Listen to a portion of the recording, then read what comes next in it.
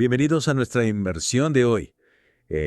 Prepárense para adentrarse en la turbia historia de Charles Cullen, un enfermero que usó su posición para convertirse en uno de los asesinos en serie más prolíficos de Estados Unidos. Desvelaremos la escalofriante verdad detrás de sus crímenes Sí. y analizaremos cómo pudo operar durante tanto tiempo sin ser detectado. Lo que realmente inquieta de este caso es la contradicción entre la aparente normalidad de Cullen y la oscuridad de sus actos. Es verdad. Es un recordatorio de que la maldad puede ocultarse tras la fachada más común. Exacto. Empecemos por su pasado. ¿Qué nos dicen sus primeros años sobre la persona en la que se convertiría? Bueno, Charles Cullen describía su infancia como infeliz, plagada de dificultades y marcada por varios intentos de suicidio desde temprana edad. Este tormentoso trasfondo podría ser una de las claves para entender su posterior fascinación por la muerte. Es impactante. Y después de una infancia tan problemática, se alista en la Marina. ¿Cómo fue su paso por el ejército? Cullen sirvió en la Marina de los Estados Unidos a bordo del submarino USS Woodrow Wilson. Ajá. Pero incluso en este entorno altamente estructurado ya mostraba signos de comportamiento extraño. Fue hallado en la sala de control de misiles vestido con atuendo quirúrgico en lugar de su uniforme reglamentario. Un indicio temprano quizás de una mente perturbada.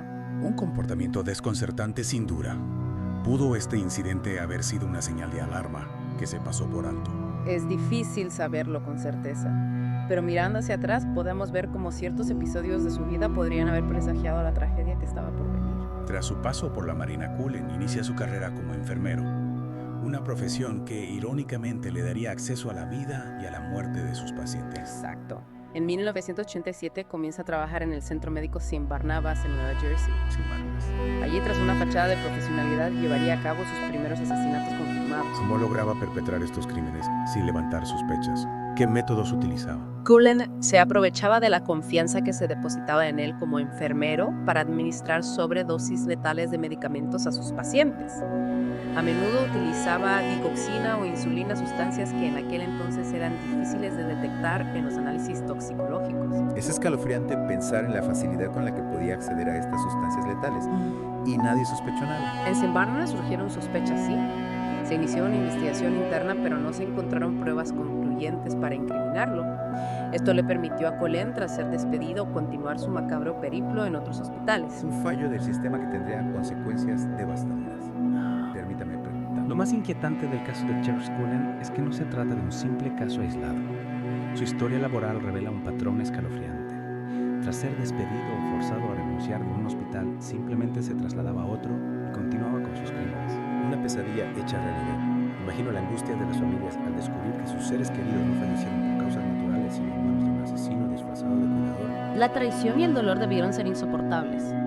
Cullen se aprovechaba de la vulnerabilidad de los pacientes hospitalizados, personas que ya se encontraban en un estado frágil y dependían de los profesionales de la salud para su bienestar. ¿Y cómo se explica que, a pesar de las sospechas y los incidentes previos, Cullen pudiera seguir ejerciendo como enfermero? Existían mecanismos de control en aquel entonces. A principios de los 90 no existía un sistema centralizado para reportar las malas prácticas o las sospechas sobre los profesionales de la salud. Cada hospital gestionaba sus propios registros, lo que dificultaba el rastreo de individuos como Cullen, que se movían de un centro a otro. Es decir, que el sistema mismo facilitaba su impunidad. En cierto modo, sí. La falta de comunicación entre los hospitales y el temor a la publicidad negativa crearon un vacío legal que Cullen supo aprovechar. Un fallo sistémico que costó la vida a muchas personas inocentes. Hablemos ahora de las motivaciones de Cullen. ¿Qué impulsaba a este hombre a cometer actos tan atroces? Esa es la pregunta del millón, y una que quizás nunca tenga una respuesta satisfactoria. Cullen nunca ha dado una explicación clara y coherente de sus actos. En algunas ocasiones ha afirmado que actuaba por misericordia, queriendo aliviar el sufrimiento de sus pacientes. Misericordia. Difícilmente se puede calificar de misericordioso el arrebatar una vida. Exacto. Y si analizamos su historial de víctimas, nos encontramos con que muchas de ellas no se encontraban en estado terminal. Algunas incluso mostraban signos de mejoría antes de que Cullen interviniera. Sus actos parecen contradecir por completo sus supuestas motivaciones. ¿Qué nos dice esto sobre su perfil psicológico? Es difícil hacer un diagnóstico a distancia, pero algunos expertos sugieren que Cullen podría sufrir algún tipo de trastorno mental, como un trastorno de personalidad antisocial o una depresión severa. Es posible que su fascinación por la muerte, evidente desde su etapa en el submarino, haya evolucionado hasta convertirse en una obsesión macabra. Es una posibilidad. La facilidad con la que Cullen accedía a medicamentos letales y su conocimiento de sus efectos le otorgaban un poder absoluto sobre la vida y la muerte de sus pacientes. Quizás esa sensación de control era precisamente lo que buscaba. Un poder que ejercía en la sombra oculto tras una máscara de normalidad. ¿Cómo se descubre finalmente la verdad sobre Charles Cullen? ¿Quién pone fin a su espiral de muerte? La caída de Cullen se precipita gracias a la valentía de una de sus compañeras de trabajo, Amy Lovren. Cuéntenos más sobre ella. Amy era enfermera en el Somerset Medical Center, el último hospital donde trabajó Cullen. Tras observar una serie de muertes sospechosas y comportamientos extraños en Cullen, Amy comenzó a sospechar que algo no andaba bien. Imagino que debió ser una situación aterradora. Acusar a un compañero de trabajo de asesinato no es algo que se haga a la ligera. Ciertamente. Pero Amy tenía la intuición de que algo terrible estaba sucediendo y no podía quedarse de brazos cruzados. Contactó con la policía y colaboró activamente con la investigación, arriesgando su propia seguridad para detener a Cullen. Un acto de heroísmo que sin duda salvó muchas vidas. Sin la determinación de Amy Lovren, es probable que Cullen hubiera continuado con sus crímenes durante mucho más tiempo. Gracias a la valentía de Amy y a la investigación policial, Charles Cullen fue arrestado en diciembre de 2003.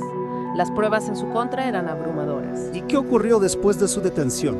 ¿Confesó sus crímenes? Cullen, enfrentado a las evidencias, admitió haber asesinado al menos a 29 pacientes a lo largo de su carrera como enfermero. Sin embargo, se sospecha que el número real de víctimas podría ser mucho mayor. Es una cifra escalofriante. ¿Cómo reaccionaron las familias de las víctimas al conocer la verdad? Imagínese el dolor y la ira al descubrir que sus seres queridos no habían fallecido por causas naturales, sino a manos de un asesino que se suponía debía cuidar de ellos.